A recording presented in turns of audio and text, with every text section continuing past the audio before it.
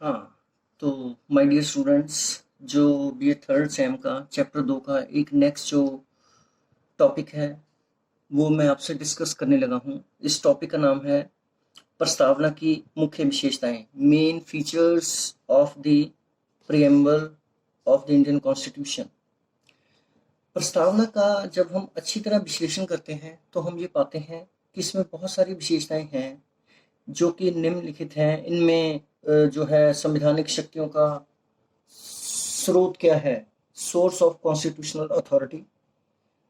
इसमें हमें ये पता चलता है कि प्रभुसत्ता और जो अंतिम शक्ति है वो भारत के लोगों के पास ही है। संविधान के जो जिन्होंने संविधान को बनाया वो लोगों के प्रतिनिधि ही थे और संविधान का आधार जो है वो जनता की इच्छा ही है। इसमें सेकंड पॉइंट है राज्य का स्वरूप, nature of the state.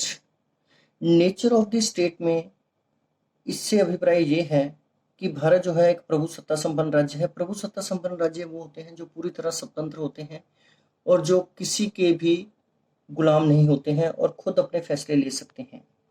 Bharat Commonwealth countries का सदस्य है, लेकिन ये भारत की इच्छा के ऊपर निर्भर है कि वो जब चाहे इसे छोड़ सकता है।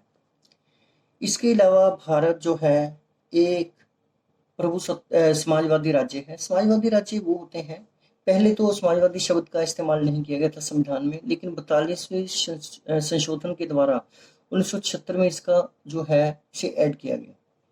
इसका अभिप्राय यह है, समाजवादी राज्य वो होते हैं जहाँ किसी को भी समाज के लिए कोई किसी तरह का डिस्क्रिमिनेशन नहीं होता है और उत्पादन के साधनों के ऊपर जनता का कंट्रोल होना चाहिए। इसमें जो बुजुर्ग लोग हैं, बेरोजगारी है, अंगहीन है, लोग जो बीमार हैं, उनकी जो आर्थिक स्थिति को देखते हुए उन्हें सरकार के द्वारा सुरक्षाएं प्रदान की जाती हैं। और भारत में राजनीति के निर्देशक सिद्धांतों में भी समाजवादी सिद्धांतों का वर्णन किया गया है। इससे ये बात क्लियर है कि भारत एक समाजवादी राज्य है। इससे नेक्स्ट है भारत एक धर्मनिरपेक्ष राज्य। धर्मनिरपेक्ष राज्य वो होते हैं जो किसी भी धर्म पर आधारित नहीं होते हैं, जहाँ पर सभी धर्मों का सम्मान किया जाता है। और भारत के संविधान में मौलिक अधिकारों में 25 से 28 आर्टिकल तक धार्मिक स्वतंत्रताओं का वर्णन किया गया है। नेक्स्ट है भारत एक लोकतंत्रीय राज्य है।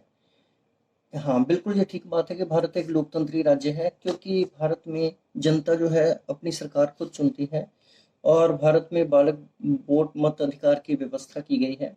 18 साल से ऊपर जो भी व्यक्ति है बिना किसी डिस्क्रिमिनेशन के वो अपनी वोट का इस्तेमाल कर सकता है। इसके बाद भारत नेक्स्ट पॉइंट है भारत एक गणराज्य। गणराज्य वो होते हैं जिसमें देश का जो प्रमुख होता है लोगों के द्वारा प्रत्यक्ष या अप्रत्यक्ष रूप से चुना जाता है। भारत भी एक गणराज्य है। भारत में राष्ट्रपति का चुनाव लोगों के द्वारा अप्रत्यक्ष रूप से किया जाता है। नेक्स्ट है संविधान के उद्देश्य क्या है। बड़ा सिंपल है। इसमें लोगों को न्याय देना, सामाजिक न्याय, आर्थिक न्याय, राजनीतिक न्याय, स्वतंत्रताएं प्रदान करना, जिनमें सोचने की स्वतंत्रता, विचार प्रकट करने की स्वतंत्रता, विश्वास की स्वतंत्रता, पूजा करने की स्वतंत्रता, समानता की स्वतंत्रता, पद को प्राप्त करने की समानता, अवसर की समानता, भाईचारे का विकास, व्यक्ति के गौरव को बनाए रखने का विश्वास, राष्ट्र की एकता और अखंडता कायम रखने में विश्वास। अब जो नेक्स्ट टॉपिक है date of adoption of the constitution, संविधान के अपनाए जाने की मिति, तारीख। Date of adoption of the constitution, Bharat का जो संविधान है 26 नवंबर 1949 को कंप्लीट हो चुका था, लेकिन इसे लागू करने का जो काम था वो 26 जनवरी 1950 को किया गया और उस दिन से भारत जो था एक गणराज्य बन गया। इस तरह से भारत का संविधान की जो तारीख है वो 26 जनवरी लागू करने की 26 जनवरी 1950 है।